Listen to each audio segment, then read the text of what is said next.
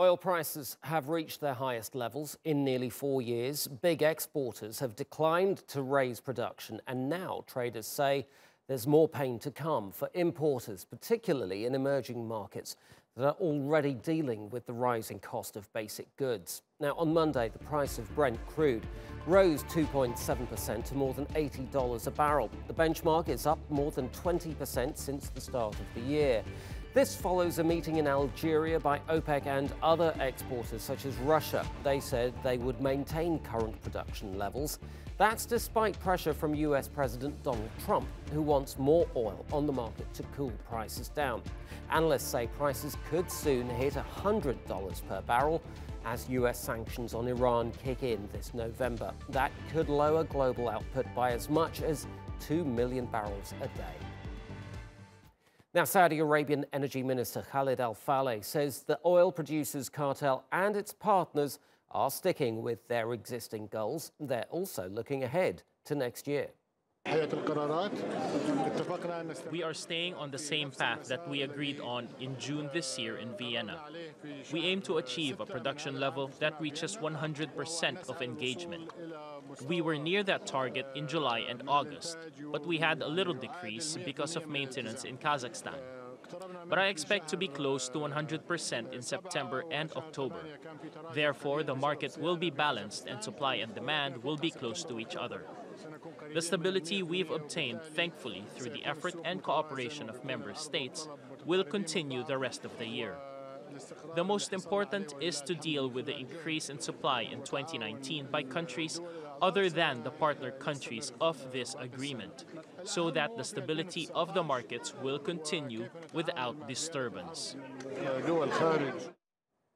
Joining me from Buxton in the UK is Derek Brower. He's Managing Director of Research at advisory firm Petroleum Policy Intelligence. Derek, great to have you on the show. Let's talk about Brent crude prices. At the moment, they're about $80 a barrel. Do you see them hitting 100 before the end of the year? Sorry, I just lost you there. Sorry, I think we had a little problem.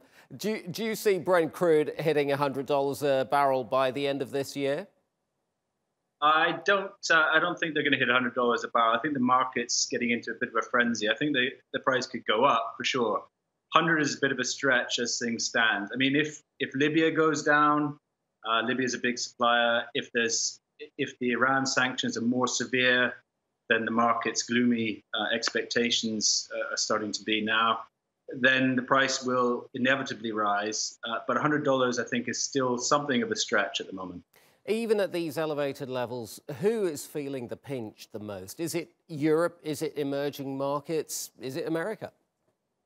I think it's everybody. I mean, in America, the gasoline price tends to affect disproportionately lower income people who also tend to drive a bit more. It's, of course, affecting emerging markets more severely than other countries, not least because they've been affected by the strength of the dollar. So there's no question that unambiguously higher oil prices are negative for a lot of countries and probably negative for the global growth prospects next year as well. And yet, a lot of people see rising oil prices as something of a bullish trend for producing countries. And when we look at the US, which has actually become a net exporter of energy, surely this is good news for the shale producers over there. It's great news for shale producers. It's great news for all oil producers, provided high oil prices don't sow the seed of their own destruction. And that's the problem that I think the oil market faces right now. A lot of countries have removed subsidies, so it means that consumers are a bit more exposed to changes in the oil price. So there's a bit more sensitivity globally right now to higher oil prices. What that means ultimately is that if it affects global economic growth, this will affect demand for oil, and the price will fall back to reflect that. So, you know, the oil market is endlessly cyclical.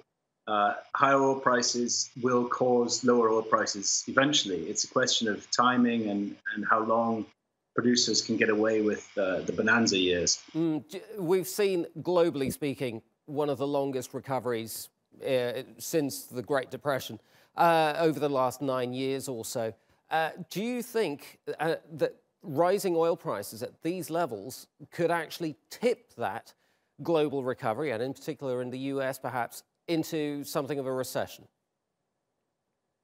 I don't know if oil prices themselves will be the final straw that does this, but I think the global economy is starting to look a bit fragile. The headwinds are certainly building. Of course, there's the trade war, the Trump's trade wars and so on that are yet to hit global growth. Oil prices could certainly be another headwind that stands in the way of the global economy. Whether it's enough to tip the economy into recession, I don't know. It's certainly enough to start slowing growth and start to affect things negatively. Khalid Al-Faleh, the Saudi Arabian oil minister, says that the oil markets are, excuse me, adequately supplied. What exactly does he mean by that, and are they adequately supplied? Well, I think on a technical level, he means that the stocks that were so large, the reserve of oil that was being stored in storage around the world, that's come down a bit. Actually, what he probably means less technically is that he's quite happy with the oil price. The oil price is up. Saudi Arabia is doing reasonably well out of this. So I think he's quite content with where things are. He himself and Saudi Arabia don't want this rally to go too high because they're conscious of the problems that higher oil prices will cause, but nor do they want them to fall back down. And OPEC's own forecasts for next year give enough pause to people to think that oil prices could start to come back down again next year, simply because there's going to be so much US oil around. OK, we're going to have to leave it there, I'm afraid. Derek Brower, Petroleum Policy Intelligence, thank you very much indeed.